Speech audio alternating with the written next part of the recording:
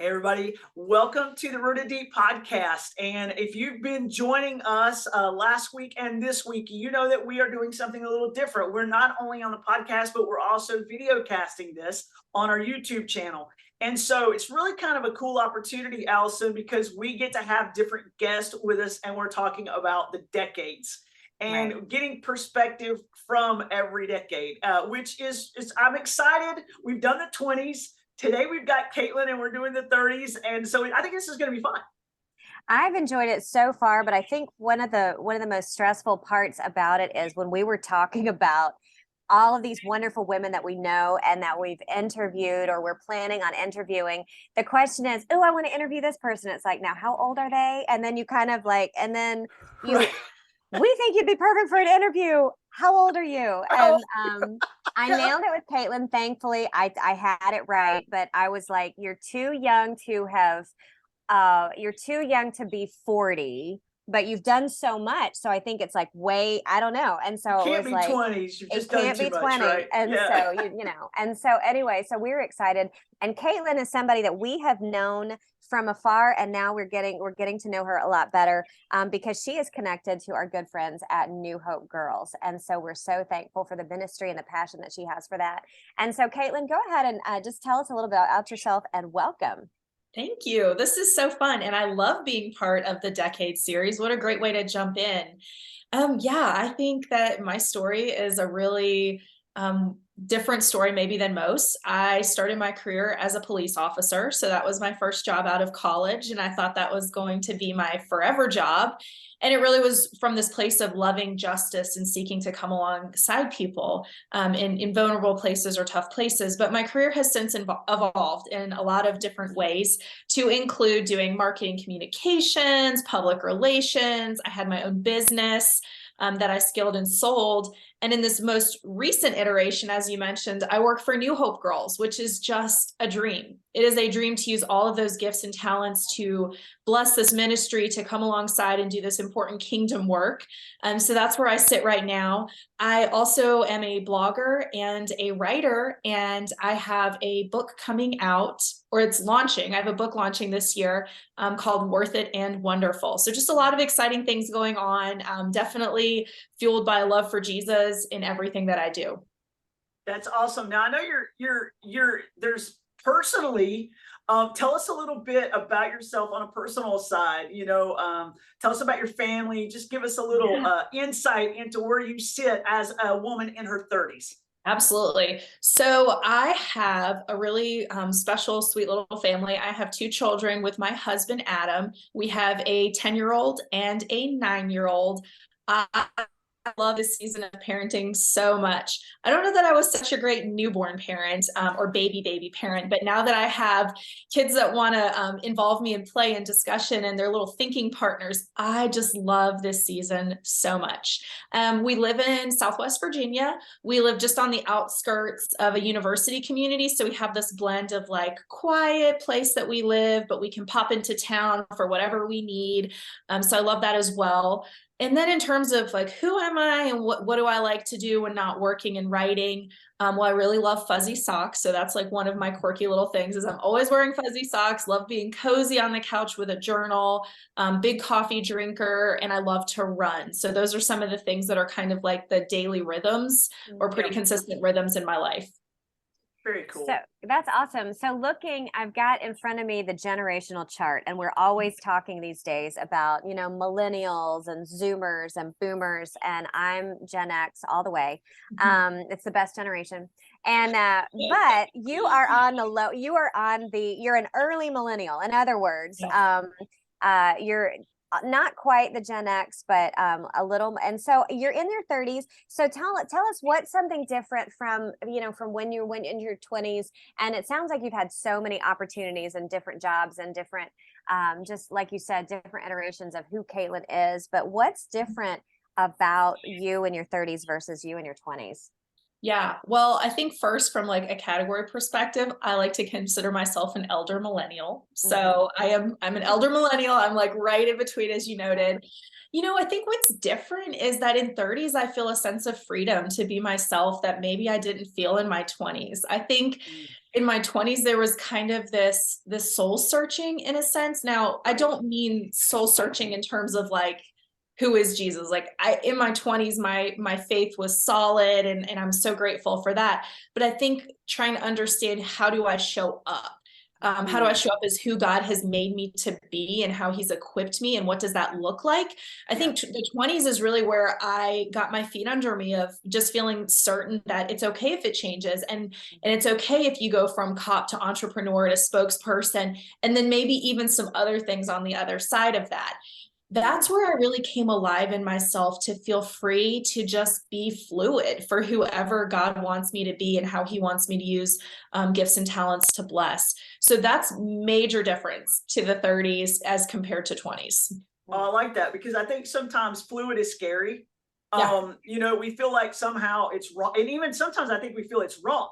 It's like, okay, no, I'm supposed to know. I'm supposed to have this recipe for my life mapped out. And when somebody asks me, what do you do? I'm like, okay, here's my life plan. So then when all of a sudden things begin to get fluid, it all of a sudden feels sometimes like, oh man, maybe I don't have this together like I should. So I love how you put that, because I honestly think that's really the way you discover your best self. Yeah, I think you're so spot on. And I think allowing to ourselves to lean into the fluid piece is also a faith strengthening piece, because how much more comfortable is it to say, I know the 5-year plan.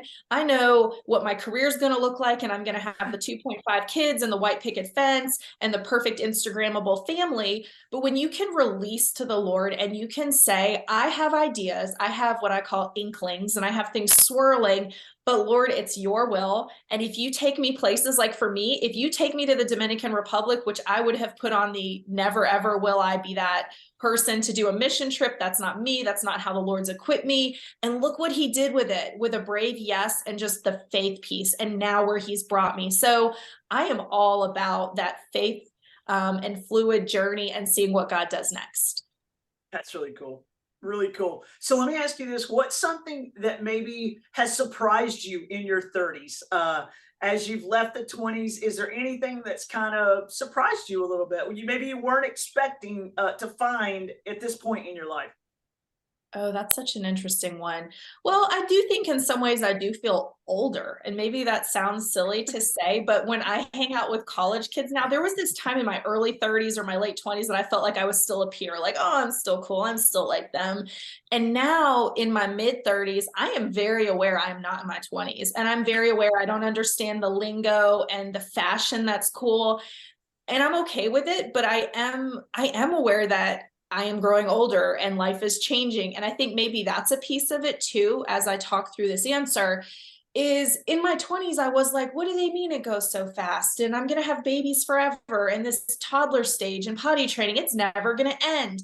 And now I sit in my mid 30s and I fight those bittersweet feelings of babies aren't babies anymore. And we're looking at having a middle schooler in the next 6 months in the fall. And that feels wild to me. And time really does fly quickly. And so that has hit me harder than maybe I would have expected in the previous decade. Oh, that's great. That happened to me when we were back home presenting the ministry. Gary and I have always been the young missionary couple that's like just whatever. And even 15, we've been here 15, 16, 17, now 19 years in the Dominican. And we were introduced as the veteran missionaries. And there was a little missionary couple, first of all, veteran missionaries, not a big fan. But then there was a little missionary couple, and it turns out I had babysat her in language school, and I was like, excuse me, no, go back to the nursery, baby, because I'm still. And so it is, 30s and 40s, you're realizing, wait a minute, I am not the young, and I've got 10 years on you, Caitlyn, but it's one of those things that you're just like, holy cow, it does go fast. And that's, girls, wait till you get to your 50s.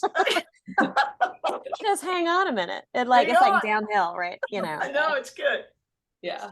But I think Well, that's exciting. So what are some positive surprises? You kind of went, into a little bit, it wasn't negative at all. I think it's just one of those things that you're just like waking up to. So what are some positive things that have happened now that you are, wow, I'm 30 something, whatever. And you don't have to say your age. It's just a general. You could be 31 or you could be 39. That's how, it doesn't matter to us. There you go. No, I'm smack dab there in the middle. I think the perspective that comes with just living life is really beautiful. And I don't know that I could have ever anticipated, because maybe in my 20s, in some ways I was a little headstrong, like, oh, I'm an adult now, I've got this. But I don't know that I had it in the way I do now, when it's, my husband and I, we've been through some things together now. I had melanoma when I was pregnant with our first child. So we went through, what does that look like when the phone call is not the news you were praying for? In fact, it's what you were praying against. And what does that look like as a couple to walk through that?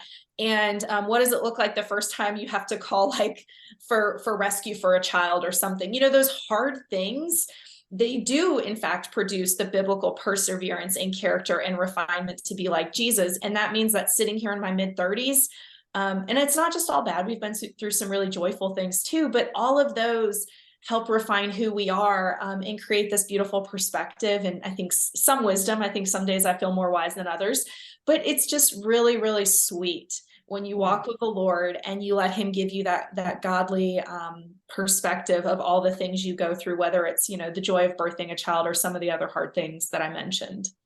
Oh, well. So do you have friends that are kind of bookends on you? Do you have friends that are younger? Do you have friends that are older? So do you find yourself kind of connecting still with the little bit younger generation and a little bit older generation? I do. I'm in the end stages of a graduate school program, and I am for sure the elder millennial in a sea of youthful people. And it's really special, though. There's one woman in particular. Her name is Grace. She's early 20s. And I was struggling with some, like, I would say, personal branding. I don't know what my graphics should look like on social media and my website, and I'm panicking. And she met me for coffee and she walked me through it, and she gave me her perspective. And it was that youthful, fresh eyes perspective, and her enthusiasm was contagious. So I loved that with her. I mean, I think on the other end, so you mentioned bookends, I think I then have, Joy Reyes, who's one of my most dear friends. She's the founder of New Hope Girls. I have Allie when we get to go to events together. And there is something really special about the people who have gone before you and can say, yeah, I've been there too. And yeah, that is really hard. And that middle school transition as a parent. And I love that I have it on both ends. It's cool. So how do you find that shapes your conversations? Like, do you have people you go to for advice, or, like, these are my go-to people for advice, or, or these are the people that I really love to have a cup of coffee with and process with? Yeah, and this conversation, it's interesting. It's making it very clear that I do have generational segments, that it's not all young, it's not all older. There are times that I look behind me at who's coming up behind me. Even my own daughter, even my 10-year-old, there are times where I'll ask her opinion and feedback because I genuinely need it to be different than the season of life that I sit in right now. I do love getting coffee with people who have gone before and are generations ahead. My mom is in her 60s. I didn't say that out loud. She's in her 60s, but she's young at heart forever, right? And there's no case of that. It's a blessing to get to live into your 60s and be vibrant and healthy. And she's one of the best advice givers I know. So I think when we can see value in every decade and every perspective, whether it is the more unseasoned and youthful, or it's those of us who are battle tested and full of wisdom, it's just beautiful.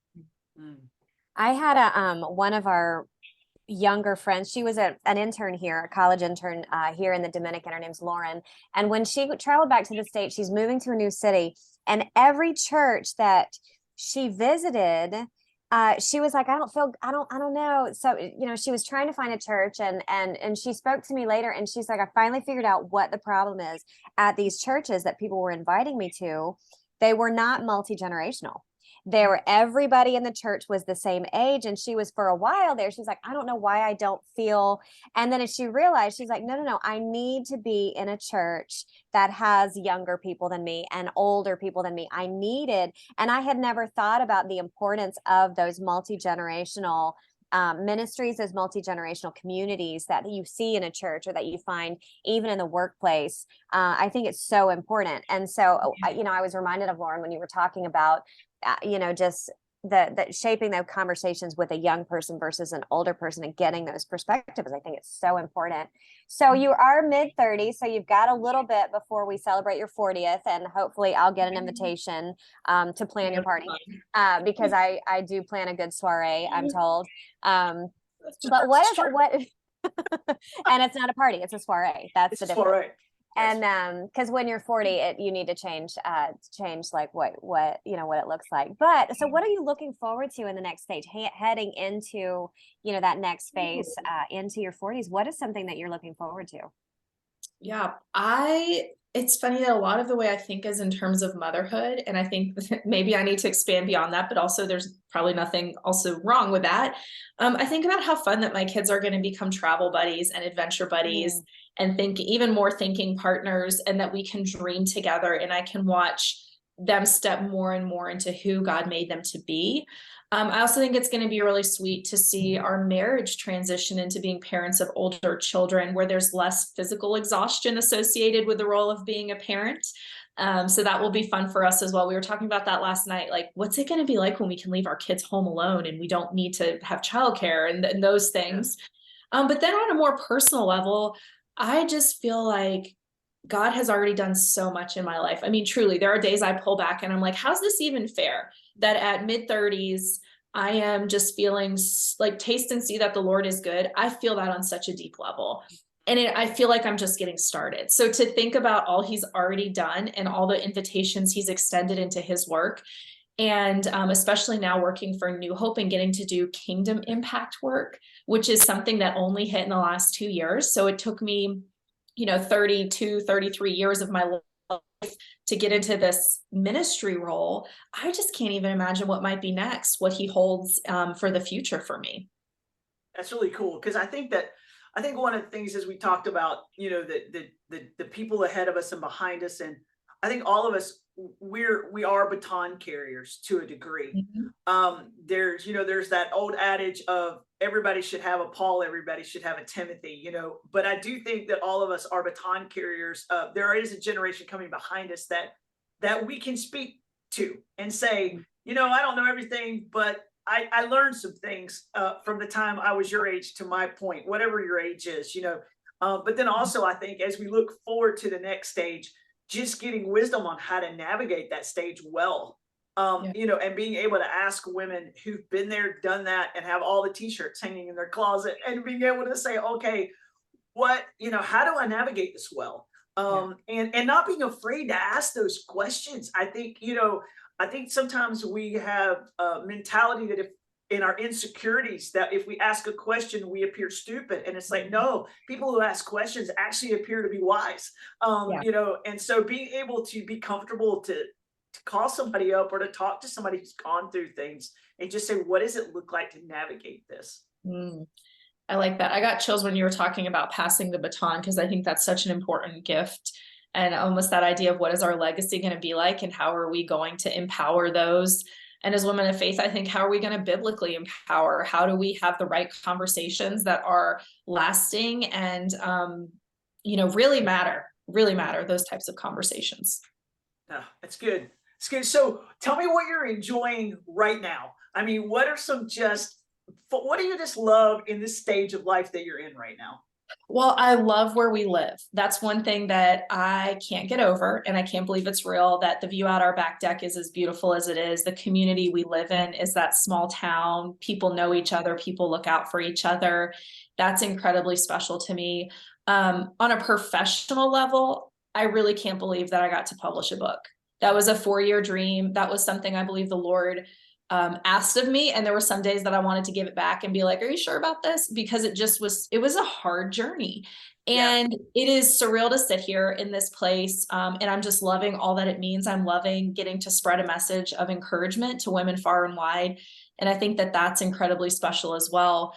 And then to work with people that I love so deeply, that are friends, that feel like family, the girls of New Hope, the women of New Hope, it's just my joy. So there's a lot of things that are kind of intersecting right now to make this a really sweet season. That's Well, you cool. mentioned your book. First of all, hold it up since we are on video. We'd love to see it, Oh, yeah. and you match it perfectly today. That's awesome. Worth it and wonderful. So tell us a little bit about it. Yeah. Yeah, it is really driven from my desire to be an encourager to other women. I think there's far too many women marked by insecurities, far too many women, to Reba's point, that won't ask the question, won't seek support, who feel discouraged, who feel like they're maybe living a fraction of the life that the Lord intended. And this is almost like a battle cry for biblical empowerment. Like, the Lord has made you fearfully, wonderfully. So who are you not to? Who are you not to pursue the dream, or to step into a room with confidence, or to feel like it's okay to balance career and family because the Lord has made you so capable? It's really about helping women live bravely with the lives that they've been given. And it feels like an incredible privilege that people will listen to my voice and will think that my ideas are worth reading, and hopefully will be encouraged and moved by it. So rooted in scripture, rooted in biblical truth for how God has made us, but an end goal of encouragement all the way through. I love that.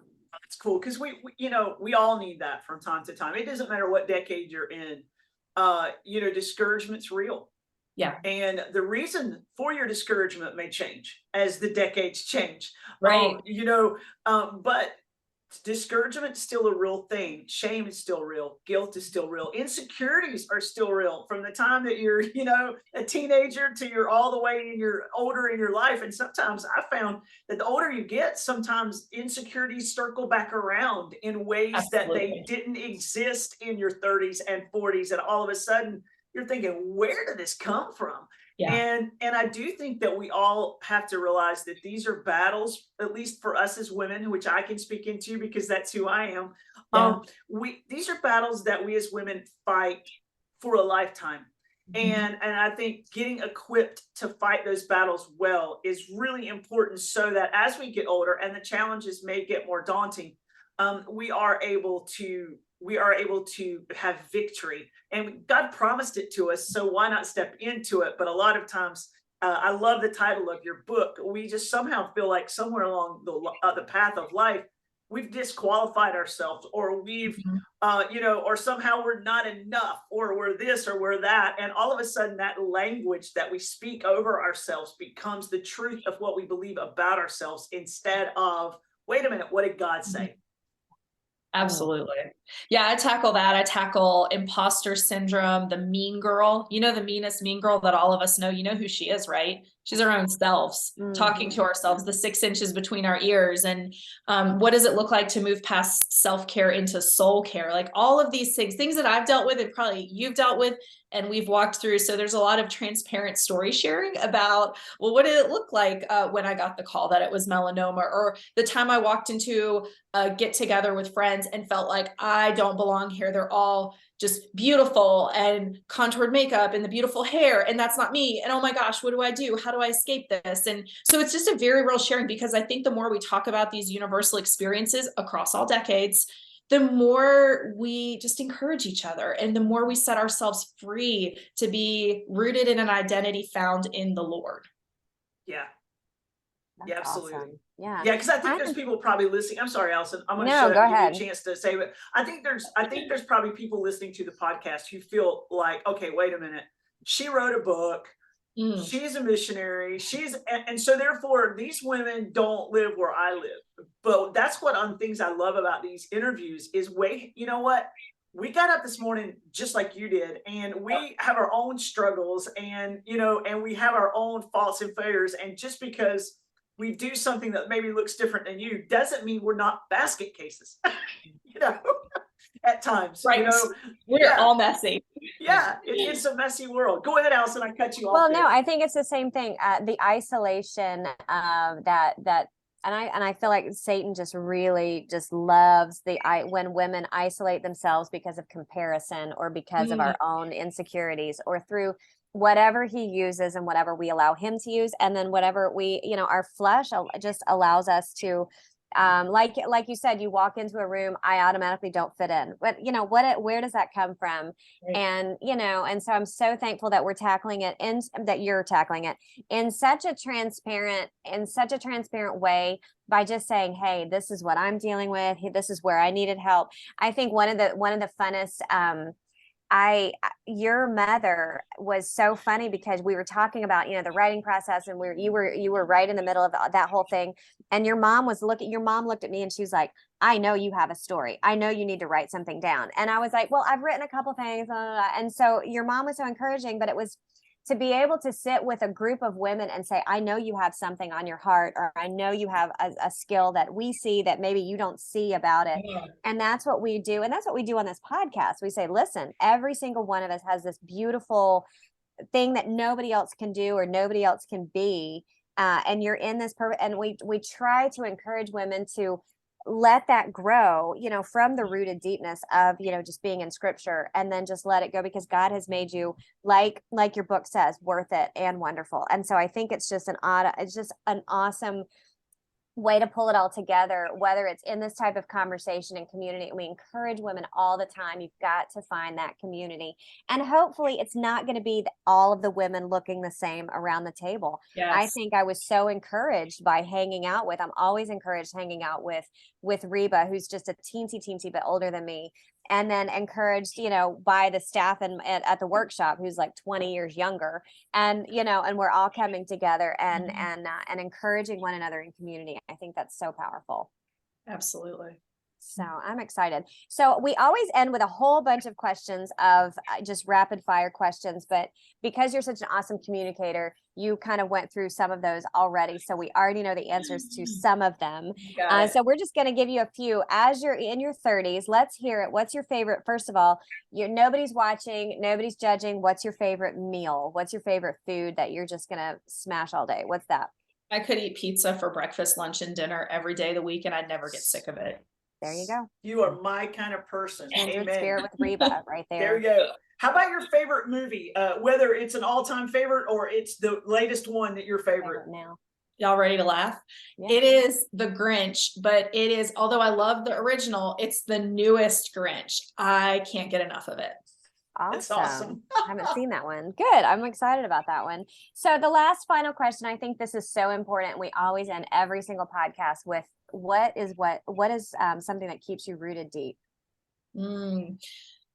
The way I start my day is one of the most important ways that I stay rooted deep. In the quiet, I really believe in the example that Jesus sent, where he went away when it was still dark and he found time with the Lord. And that has been such a precious and important thing for me in my walk with him, is that every day, starting in a place of reflection, prayer, coffee's always involved, and journal, reading scripture. Like when I start my day in that way, it's fundamentally different how the day moves forward from there on out. So that is my most important rooted deep method.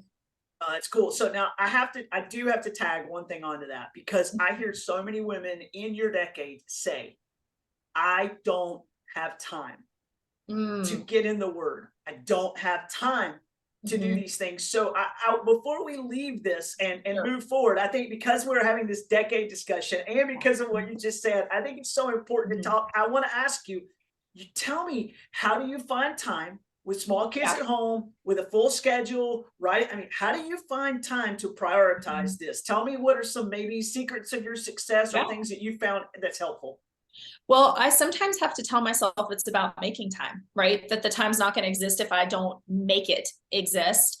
The other thing is, I will let my kids watch TV if it means I get to go sit in the corner, read my Bible, and be with Jesus. I also will look at them and say, I can get you a glass of milk in a few minutes, but right now I'm reading my Bible. And I own the priority out loud to my children, because 10 years from now, I want them to be the kind of kids that say, when I think about my mom, I think about a woman sitting on a couch in fuzzy socks with her Bible open. Like, that's the example that I want to set for them. So I think as mothers too, especially knowing that's a hard season, if we can remind ourselves our home is our ministry. This is ministry work. When our children see us in the word, when they see us prioritizing time with the Lord before the day starts, when they hear that reading my Bible is more important than the pancakes you want in this moment because I have to be aligned with the Father, those are gifts that we give our children children. And when we reframe it as I think we sometimes think we're taking from our children when we take care of ourselves. But most importantly, when we take care of that spiritual piece of who we are that's connected to the Lord, we are going to be incredible mothers to our children, because we are, to your point, rooted in our faith and in the Father. Good answer. Wow, that's good, Allie. That is so helpful, Caitlyn, just because you have to make time, but also understanding that what the kid, because knowing the value, and I think all three of us have had that blessing of knowing what our families, our parents, especially our moms, have instilled in us just by their example. Whether my mom is pray and drink water. That's her legacy. That's what everybody knows about her. She's such a prayer. She said, and give thanks. You have to be grateful. And so we all have, and I think that's beautiful that you're starting, you're instilling that legacy. So it's not as important what we leave to our children as what we leave in our children. And I think that's something we've heard over and over again. So thank you so much, Caitlyn. I have enjoyed this interview so much. And I just think it's so important. Hold up your book one more time, and then we're going to let everybody also you've got it right there, of course. If I was written a book, I would be carrying it everywhere. It's going to be in the notes. We'll put this in the podcast notes. So Worth It and Wonderful, Caitlyn Scaggs. Be sure to run out and get you a copy. I know what you've heard already makes you say, yes, I want to do that. So absolutely. we would love to. And maybe what we'll do in the future is have you back, and we'll just talk about some of the stuff you talk about in the book. That would be fun too. I'd love that. That would be so great. This was so fun. Thank you. Thank you. You're welcome. Thanks for joining us on this decade. And everybody, thanks for joining us with Rooted Deep. We will be continuing this discussion over the next few weeks. So we're going to continue interviewing at least one woman in every single decade. And hopefully we're going to learn a whole lot about what it looks like to be a woman through time. And so until next time, stay rooted deep.